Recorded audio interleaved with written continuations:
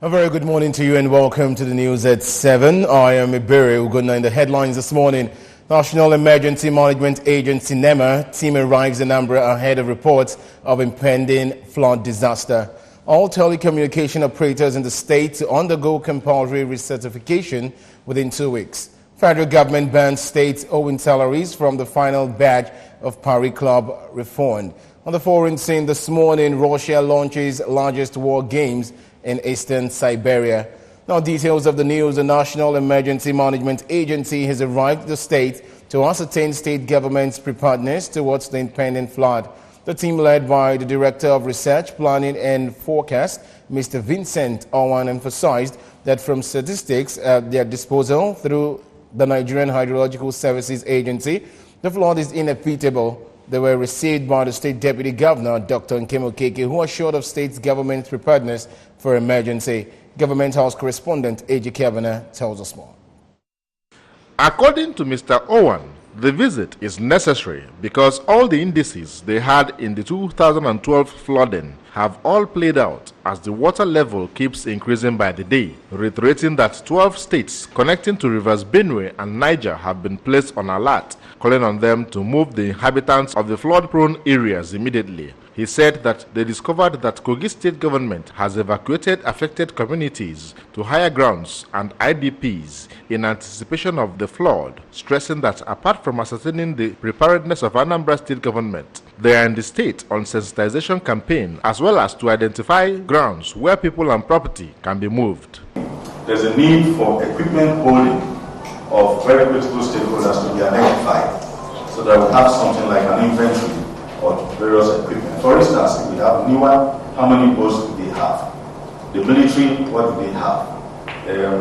The fire service, because it is important to note, sir, that the fire service is the lead agency when it comes to flood. The lead. So we identify what they have. And other critical stakeholders, the Ministry of Health, the Center for Disease Control, all other stakeholders, because if we have people in camps, it is multi-sectoral in managing camps. No individual agency can claim that she can manage the IDP camps. So these are the issues which we thought we should bring to bear. In response, Deputy Governor Okeke, who lamented that flood has become a recurrent incident in the country, said that state government is ready for emergencies, but called for federal government's assistance to complement the efforts.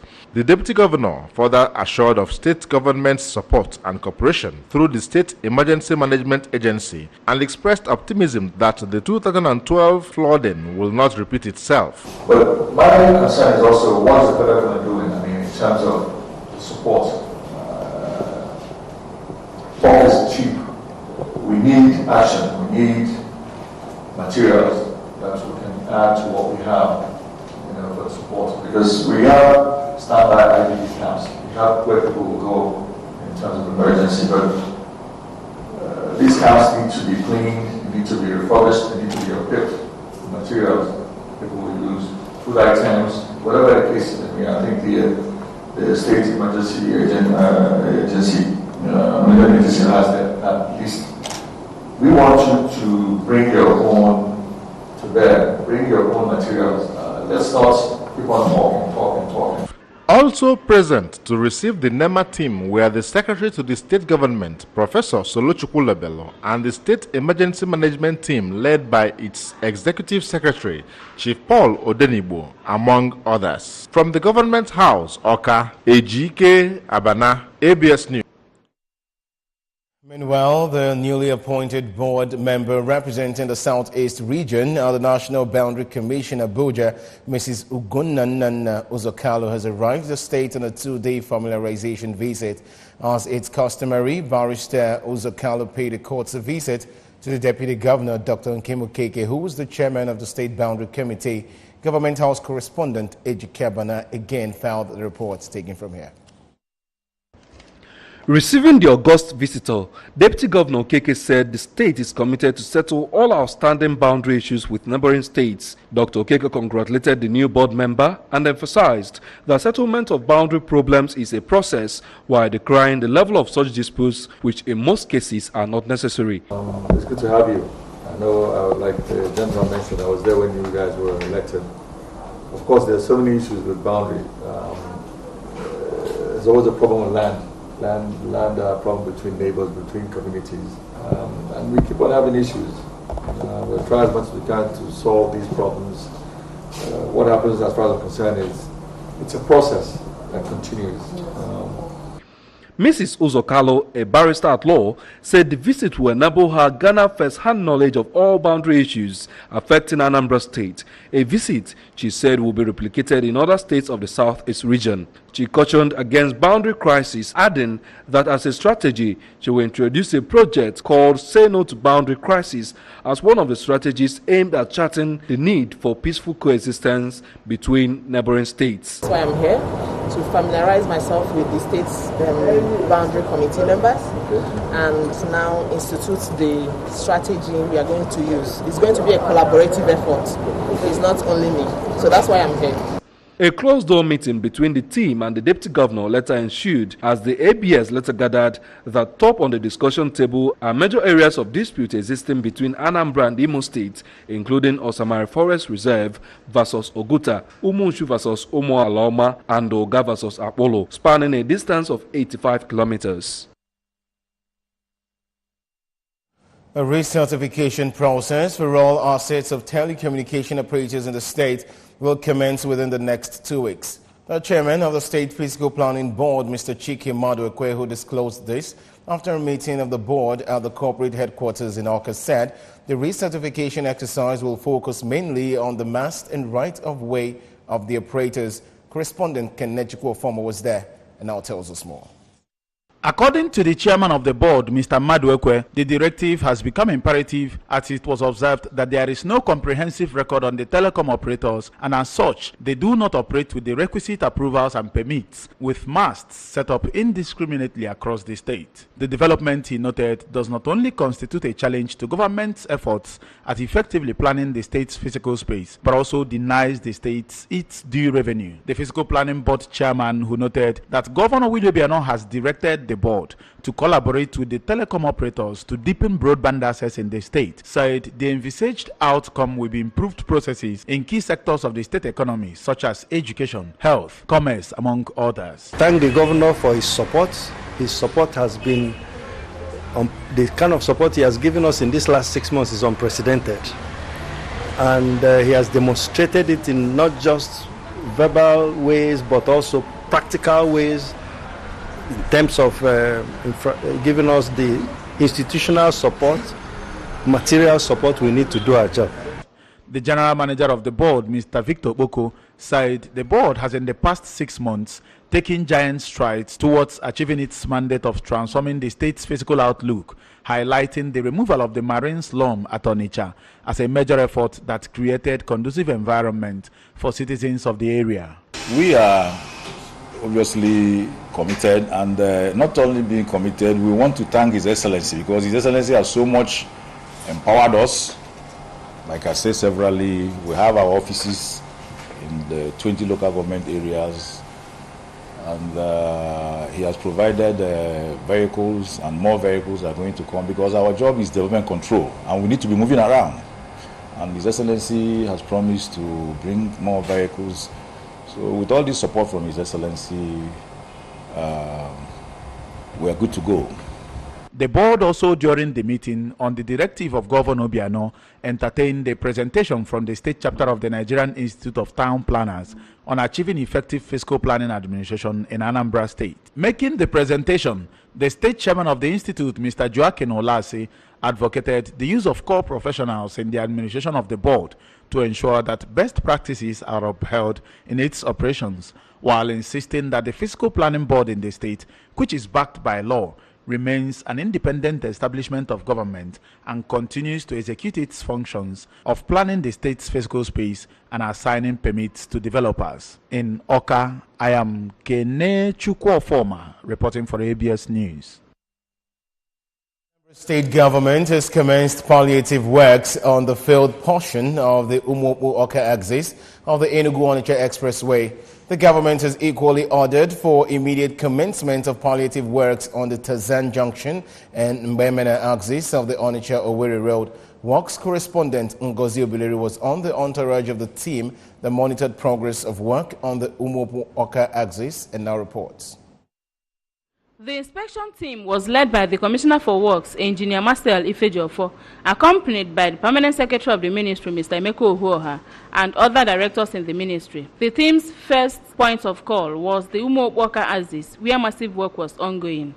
Speaking at the site, Engineer Ifejofo said his ministry is responding to the directive from Governor Willie Obiano, who said since the rains persisted, something should be done to alleviate the plight of the road users, mainly in the Anambra. Engineer Ifejofo said that the work will be concluded within 48 hours, calling on road users to exercise patience as government feels their pains and would not allow it to continue. He called on the federal government to deploy contractors to the road and other federal roads in the state, which have dilapidated beyond palliative. We are doing our best. We are intervening in more than 15 roads, like the federal roads in Anambra State. Several portions we are intervening. Our governor is highly concerned.